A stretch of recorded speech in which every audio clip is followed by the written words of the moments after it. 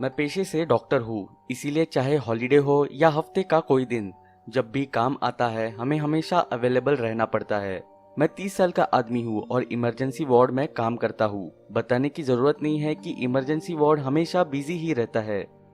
मैंने बहुत केसेस देखे हैं, भयानक एक्सीडेंट्स और सुसाइड्स के। तभी लाइफ में बहुत कम चीजें हैं जो एक्चुअली मुझे डरा सकती है, लेकिन ये एक घटना आज भी मेरे पसीने छोड़ देती है जब भी मैं इसके बारे में सोचता हूँ। वो हैलोवीन की रात थी और जब पूरा शहर सेलिब्रेट कर रहा था, मैं और मेरे कलीग्स लोगों की जान बचाने में बिजी थे, हमेशा की तरह। उस वक्त 8 बजे थे जब एक सुसाइड अटेम्प्ट की केस हमारे वार्ड में आई। मैं अपने पेशेंट का सलाइन चेंज कर रहा था जब मेरे टीम के लोग भागते हुए मेरे पास आए और कहने लगे कि उन्हें मेरी फौरन जरूरत है ऑपरेशन थिएटर में। बिना टाइम वेस्ट किए मैं तुरंत ऑपरेशन थिएटर में पहुंचा। वहां जाकर मेरे टीममेट से पता चला कि एक 28-29 साल की औरत ऑफिस के सिक्योरिटी गार्ड द्वारा भर्ती कराई गई है। उसने सुसाइड करने की कोशिश की ऑफिस के 5th फ्लोर की छत से। उसकी हालत बहुत ही नाजुक थी क्योंकि उसे सर और रीढ़ की हड्डियों पर बहुत ही चोट लगी थी। उसकी राइट आंख बुरी तरह खराब हो गई थी क्योंकि वो मुंह के बल जमीन पर गिरी थी। उसमें से बहुत ज्यादा खून बह रहा था, जो कि एक और घबराने वाली बात थी। 2 घंटे की सर्जरी के बाद हम उसकी ब्लीडिंग रोक पाए, पर उसकी हालत ठीक नहीं हुई। वैसे तो डॉक्टर्स हिम्मत छोड़ने की बात नहीं करते, पर इस बार हम श्योर नहीं थे कि वो इस हादसे से बच पाएगी। मैंने सबको बोला कि तुरंत इसकी फैमिली को इन्फॉर्म किया जाए, और प्रोटोकॉल की वजह से हमने लोकल पुलिस स्टेशन में भी इस सुसाइड केस के बारे में बता दिया। मैंने बहुत से पेशेंट्स को उम्मीद खोते हुए देखा था, उन केसेस में भी जहां कोई डरने की बात नहीं होती, पर ये औरत खतरों से लड़ रही थी। तकरीबन 11 बजे नर्स आई और उसने बताया कि उसकी पल्स नॉर्मल चल रही है, पर बहुत ज्यादा खून बहने की वजह से उसका ब्लड प्रेशर लो हो गया है। मैं उसके ब्लड पाउचेस को चेंज करने गया। उसका केबिन इमरजेंसी वार्ड के कॉरिडोर में लास्ट वाला था। हैलोवीन नाइट की वजह से बहुत लोग छुट्टी पर थे, इसलिए हॉस्पिटल थोड़ा ज्यादा शांत था। जैसे ही मैं उसके केबिन में गया, मैंने उसे वहां बेड पर पड़े जोर जोर से सांस लेते देखा। उसके ऑक्सीजन मास्क में वेपर बन रहे थे जैसे ही वो सांस छोड़ रही थी। मैंने चुपचाप उसके ब्लड बैग्स चेंज किए और मॉनिटर पर उसका हार्ट रेट चेक किया। मेरे पास कोई काम नहीं था तो मैं उसके केबिन में ही उसके काउच पर बैठ गया, उस पर नजर रखने के लिए। उसके भूरे बाल ब्लीडिंग के कारण बहुत जगह से लाल हो गए थे। मैं अपने आप में सोचने लगा कि उसके सुसाइड करने की क्या वजह हो सकती है। मैं जानना चाहता था कि हैलोवीन नाइट पर वो कहीं पार्टी करने क्यों नहीं गई। टाइम जल्दी से कट गया और मैं वहां काउच पर ही सो गया, भगवान जाने कब। आधी रात हो रही थी जब मैं किसी आवाज की वजह से अपनी नींद से उठा। जैसे ही मैंने अपनी आंख खोली, मैं बहुत हैरान हो गया। वो औरत अपने बेड पर बैठी हुई मुझे घूर रही थी। उसके चेहरे के राइट साइड में बहुत बैंडेजेस लगे थे, पर उसका आधा चेहरा ढंग से दिख रहा था। वो अपनी लेफ्ट आंख से मुझे घूर रही थी। उसका ऑक्सीजन मास्क उसकी चीन पर था। मैं ये देखकर बहुत ज्यादा चौंक गया था। ऐसी हालत में वो कैसे उठी, मैं समझ ही नहीं पा रहा था। मैंने अपने आप को संभाला और उसे आराम से पूछा, क्या आपको कुछ चाहिए मैम? उसने अपना सर हिलाया और कहा, नहीं।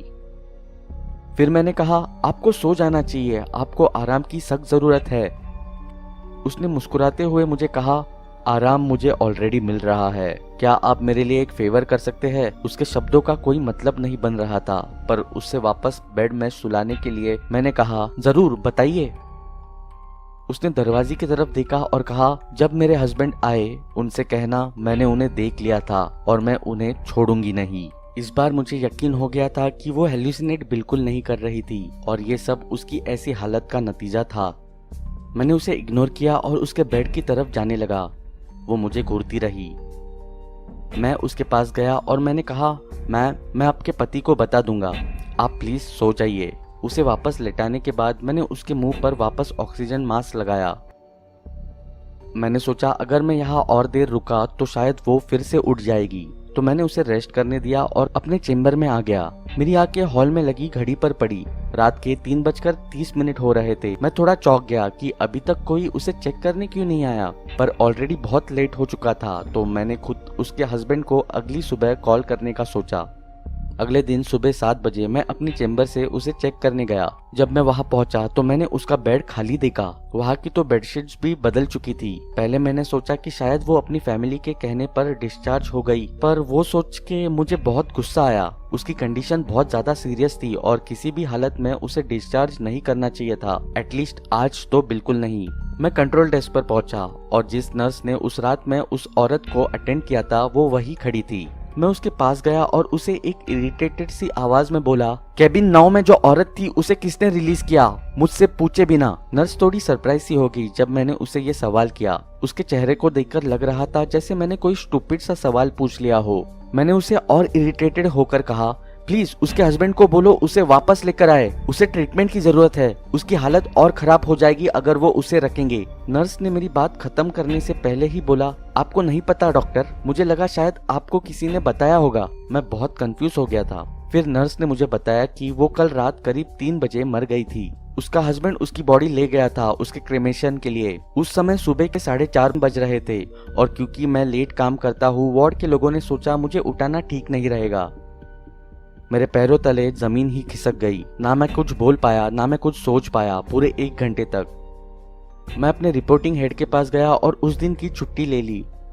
उसके बाद जब मैं घर आया मैंने अपने आप को बार बार समझाने की कोशिश की। मैं कोई सपना नहीं देख रहा था। उसने मुझसे बात की थी। मुझे उसके मुंह से निकली एक एक बात याद है, पर वो मुझसे कैसे बात कर सकती है जब वो ऑलरेडी मर चुकी थी।